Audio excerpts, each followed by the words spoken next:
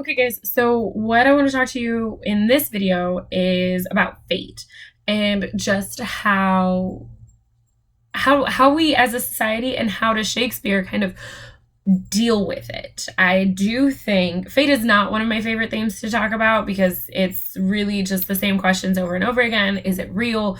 Do we have a set path? Do we really have any effect on what happens in this path? Are soulmates real? On and on and on. And there really is no kind of like moving on from that, but nonetheless it is one of the bigger themes in Macbeth that we can relate it to some fun topics. So obviously throughout the entire play, Macbeth is trying to control his own fate. Yes, we agree, we all know this. He gets one prophecy in two parts in the beginning, and that sets him off on this wild and crazy ride that is his impending doom. So we have almost immediately the question coming up that is fate real? We are greeted before we meet any of the signature characters, we're greeted with three witches, the three fates.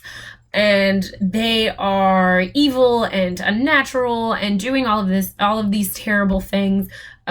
We learn about what they do to a sailor's wife just because she wouldn't give the witch any chestnuts and everything. I know a lot of classes had a lot of fun with that scene, but the question being that is fate real?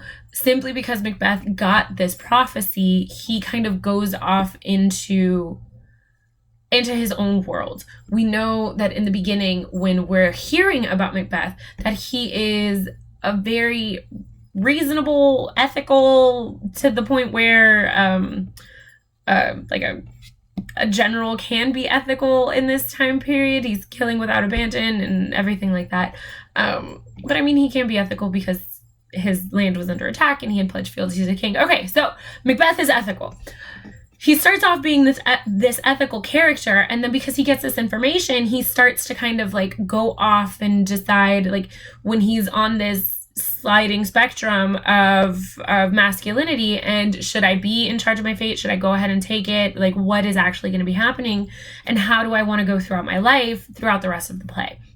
So Macbeth is is kind of, by the time he kills Duncan, and really solidifies his place, that like, in order for me to accomplish the goals and that the fates have set forth for me, I need to become this villainous man.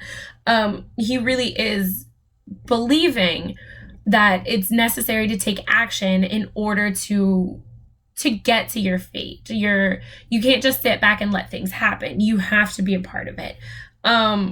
I think that in class we have talked about this a great deal, and there is a lot of unknowns with this theme. Who knows? Maybe the next day Duncan's horse, if Macbeth hadn't killed him, the next day Duncan's horse would have gone crazy and gone off the edge of a cliff, and then Macbeth, Malcolm and Donalbain got into a sibling rivalry over the crown and ended up killing each other in a duel, and then all of the Thanes are just like, well, Macbeth is pretty solid. You saw what he did on the battlefields, level-headed, really strong guy, and then we can bring it into, and so he becomes king. And that would go ahead and talk about how it's believed that the health of the country is directly related to the goodness and moral legitimacy of its king, and none of this stuff in Macbeth would have happened.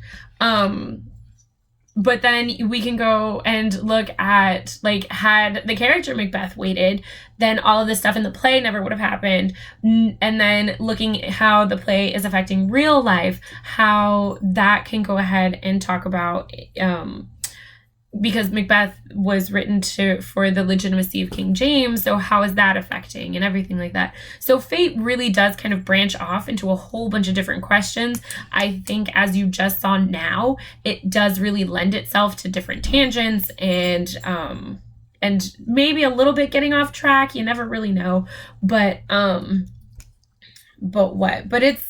it's a pretty interesting one. I think fate does require a bit more forethought and organization. But those of you who have fate, I think you're going to do a really good job, because you do have so many different areas that you can go into and different questions that you can really ponder with this one. I hope you have fun. Bye.